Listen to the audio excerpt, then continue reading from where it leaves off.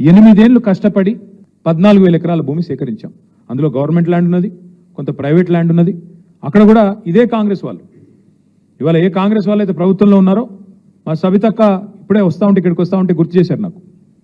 వీళ్ళే వచ్చి ఆ రోజు ఏం చెప్పారు, కోదండరెడ్డి గారు, కోమటిరెడ్డి వెంకటరెడ్డి గారు, మల్రెడ్డి రంగారెడ్డి గారు, వీళ్ళే అక్కడికి వచ్చి, రేవంత్ రెడ్డి గారు, బట్టి విక్రమార్క గారు అక్కడికి వచ్చి ఫార్మాసిటీ దగ్గరికి వచ్చి మీ ఊర్లన్నీ కాలుష్యమయమైపోతాయి, నాశనం అయిపోతాయి, మీ భూములు తీసుకొని ప్రభుత్వం రియల్ ఎస్టేట్ దందా చేస్తున్నది అని చెప్పి నోటికొచ్చినట్టు వాగి, సబ్జెక్ట్ తెలవకుండా, విషయం తెలవకుండా, పరిజ్ఞానం లేకుండా 13,000-14,000 ఎకరాలు 8 ఏళ్లు కష్టపడి సేకరిస్తే దాన్ని బంగారు పల్లెంలో పెట్టి వీళ్ళకి అప్పచెప్తే ఇవాళ అనాలోచితంగా ఒక తుగ్లక్ మాదిరిగా, ఓ పిచ్చోడ్ మాదిరిగా ఈ ముఖ్యమంత్రి ఏందో రాగానే హైదరాబాద్ ఫార్మాసిటీ రద్దు అని ప్రకటించారు.